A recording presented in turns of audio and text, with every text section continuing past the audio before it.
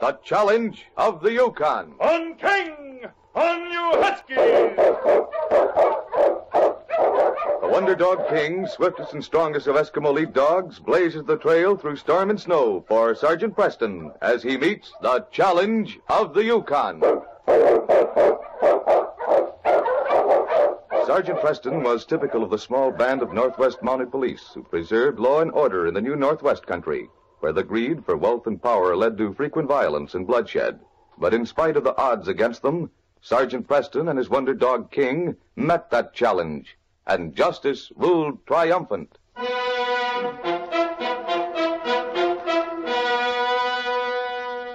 Sergeant Preston of the Northwest Mounted was driving his dog team into Dawson City when he saw Jim Christie and his little daughter Sally at the edge of the trail. Walking! Hello, you Huskies! Hello there, Jim. Hi, Sally. Hello, Sergeant Preston. Can I give you a lift? I'm going your way. You sure can. It'll help if I don't have to lug this tree home on my shoulder. Put it on the sled. Sally can ride, too. Oh, thanks, Sergeant Preston. This is my Christmas tree. Daddy let me help pick it out. He just cut it down. And it's a fine tree, too. Put it right here, Jim. There we go. I'm so glad you're back, Sergeant. Now you can stop and see Frisky. He's grown since you left. Sally, Sergeant Preston's probably tired. He won't want to stop and see your puppy. Well, I'd like to see him. Come on, Sally. I'll lift you up on the sled. Thank you. She sure worships that pup you gave her, Sergeant. He's going to have a nice Christmas, too. I'm hanging a stocking up for him right beside mine. Frisky's a lucky little dog having you take care of him. Well, we all ready? Yep. I'm ready. On King! On you Huskies! Planning to spend Christmas in Dawson, Sergeant? Well, yes, I have my cabin here, and it seems more like home. This is going to be the best Christmas Mary and Sally and I have ever had. I'm glad to hear that, Jim. You've had some hard luck. But the best Christmas present of all is that I'm getting out of debt at last. Had a fine trapping season.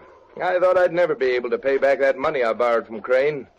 But I think I have enough furs to do it. Well, that is good news. Crane's a hard man. I borrowed money from him last year. Then I didn't find gold. Took to trapping in desperation. But it sure paid off.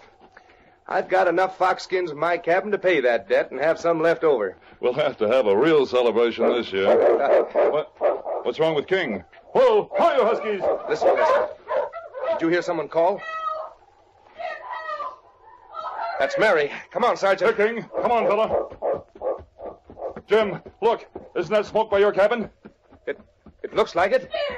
We're coming, Mary. Oh, Jim! The cabin's on fire!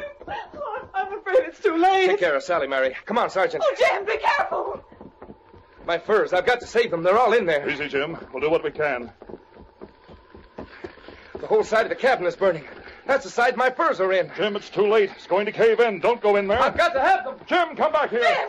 Oh, stop him, Sergeant! It's too late, Mary. Oh, Daddy! Come on, King. Oh, Sergeant, Jim's going to get Just drowned. one side caved in. I'll get him. Jim, where are you? Over here. Help. I'm caught. I'll lift this beam off. There. I'll get your arm around my neck. All right.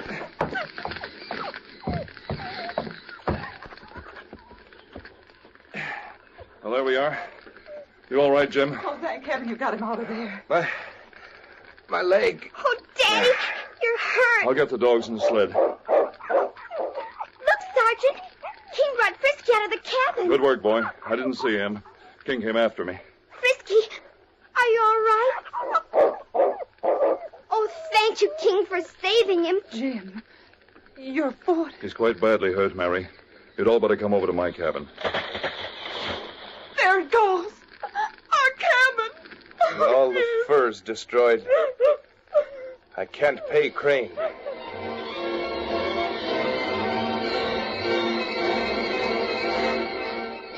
Jed Crane was the wealthiest man in Dawson. He sat alone in his office that evening, and a frown deepened the wrinkles between his cold blue eyes as he added a column of figures. 3, 7, 12.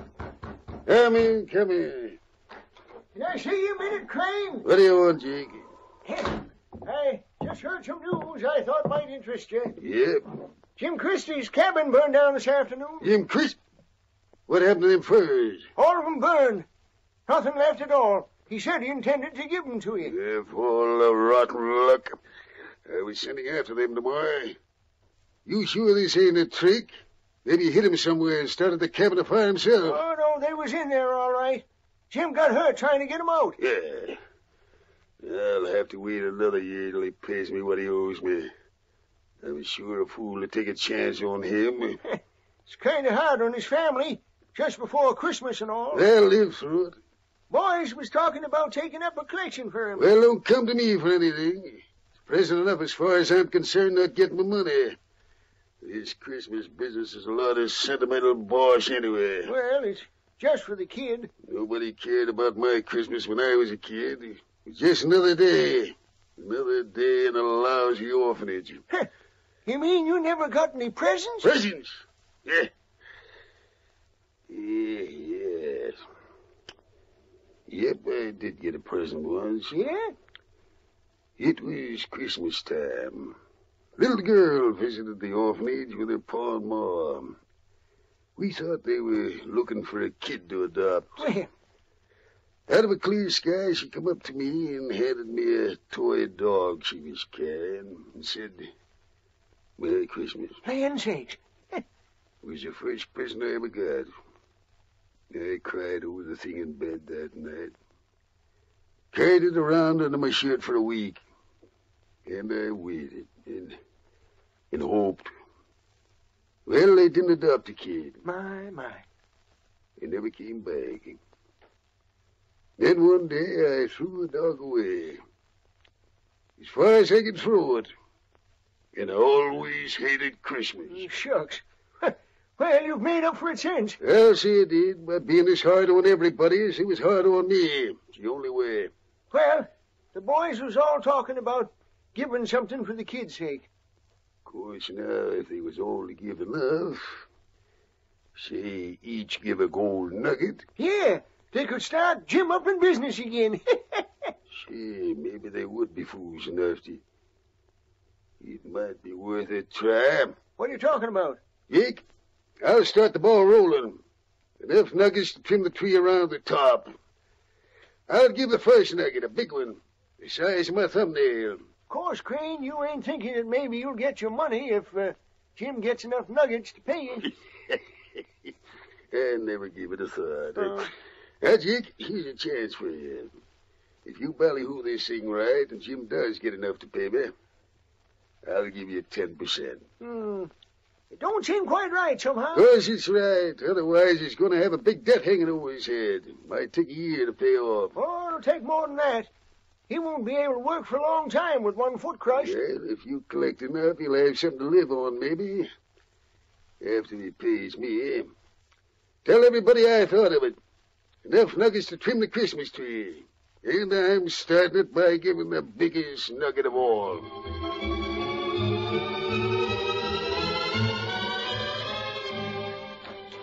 Hello, Sergeant. Hello, Sergeant Preston. Hello, Sergeant. Well, Jim, cheer up. I have good news for you. Good news? I can't tell you all about it. It's a surprise. But everything's going to be all right. What do you mean? If you weren't so blue about everything, I wouldn't even give you a hint. But there's a chance that you're going to have as fine a Christmas as you planned before the fire. What? I'll tell you this much. Jed Crane's a fine man, after all. I guess we were all wrong about him. Jed Crane. You mean Jed Crane is bothering about our Christmas? He wants you to have a better Christmas than you've ever had before. He's the bottom of everything. I'm just as surprised as you are.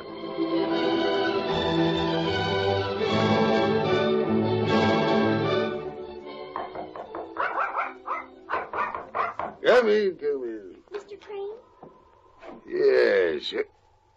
Who are you? I'm Sally Christie. Oh. Sit down. I came here to... Well, Sergeant Preston told me about the big surprise you planned for Daddy. Oh, you did? And I thought it would be nice if you'd be there when he got it. Christmas Eve. Well, I don't think I'm afraid I'll be busy. You mean you'll be trimming your tree or something? No, I don't believe in them. What? But didn't your Let's family... not talk about it. But you'll believe in them if you come over and see mine. Oh, please come, Mr. Crane. Just Sergeant Preston and Daddy and Mama and I'll be there. I don't like Christmas. Maybe that's 'cause you're all alone. Maybe if you All right, I'll come. Run along now. I'm busy.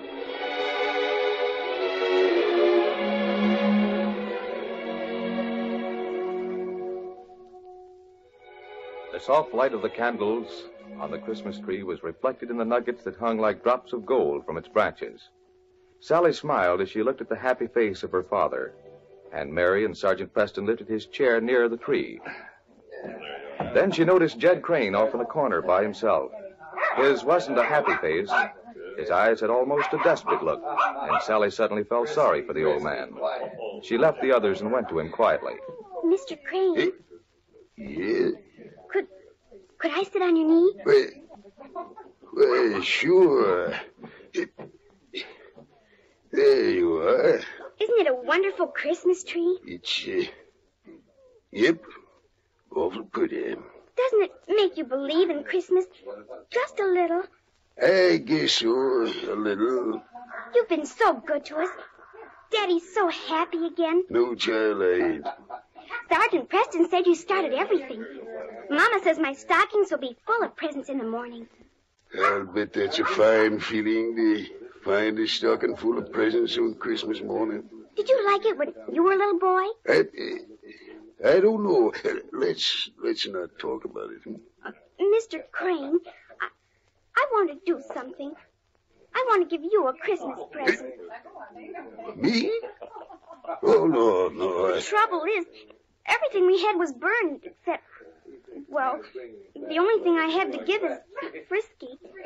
You mean you want to give me your pup? He's really a wonderful dog. I know you'll love him, and maybe you'll let me come over and play with him once in a while. But, Sally, he's all you got. It isn't 'cause I don't love him. I do. But it's Christmas, and you just gotta have a present. Sally, thank you, my dear.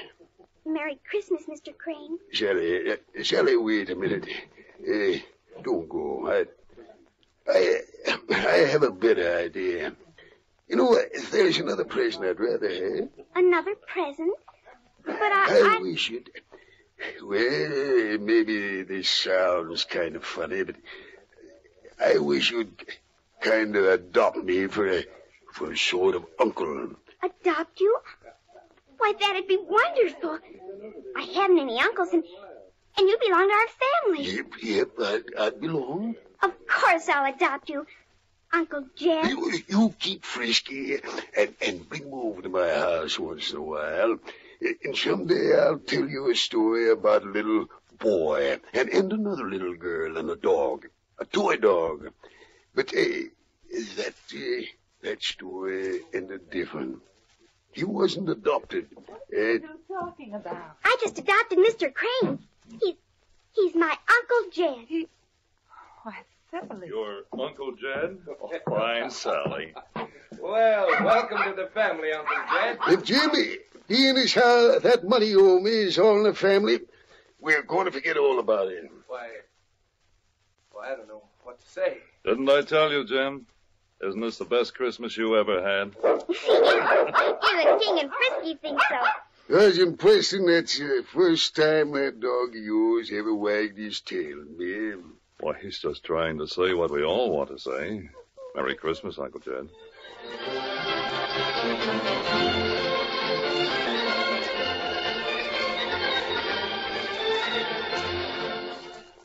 These copyrighted dramas originate in the studios of WXYZ Detroit, and all characters, names, places, and incidents used are fictitious. They are sent to you each week at the same time and reach you from our transcription studios. You hold it.